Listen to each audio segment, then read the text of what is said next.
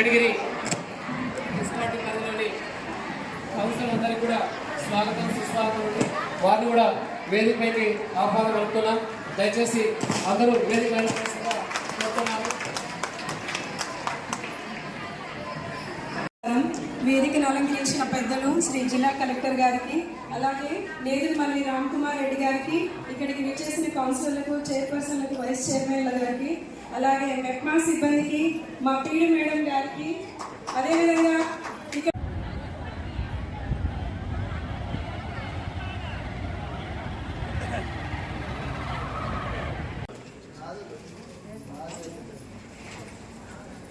Collectorate లో కూడా ఇంతమంది జనాలు ఇప్పుడు రావాలి సార్, మనం ఒప్పుకోవాల్సిందే. మిమ్మల్ని అందరినీ చూస్తారు సీఎం గారు. ఆయన ఎప్పుడైతే దానిలో మాట్లాడుతూ మొదలు పెడతారో ఇక్కడ నుంచి కెమెరా మిమ్మల్ని అందరినీ చూపించి ఆయన చూపిస్తారు.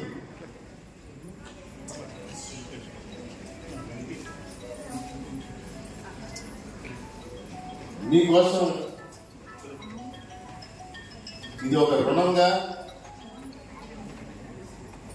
ఒక భారంగా భావించారు ముఖ్యమంత్రి గారు. ఇంకా మేము ఇష్టపడతా ఉంటాం, మిమ్మల్ని ముందర పెడతా ఉంటాయి.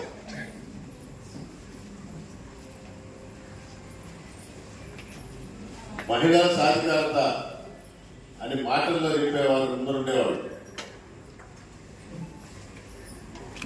సముచిత స్థానం కల్పించాలి, పదవుల్లో కానీ.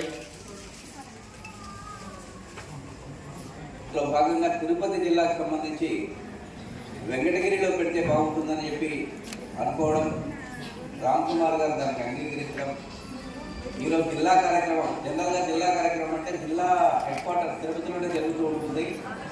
అట్లా కాకుండా ఈరోజు మనం వెంకటగిరిలో ఈ కార్యక్రమాన్ని ఏర్పాటు చేసుకోవడం. ఆసరా అనేది మీకు అందరికీ తెలిసిన విషయమే. ఈ ప్రభుత్వం ఏర్పాటు చేసిన కొత్తలో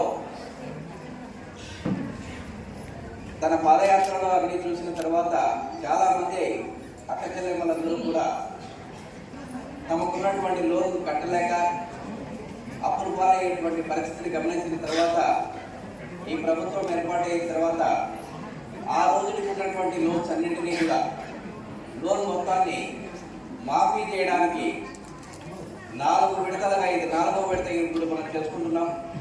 కేవలం తిరుపతి జిల్లాలో మాత్రమే ఇప్పటిదాకా 3 విడతల్లోనూ 895 కోట్ల రూపాయలు మీ లోన్స్ అన్ని కూడా ఈ ప్రభుత్వం చెల్లించడం జరిగింది. అందరికీ వచ్చింది.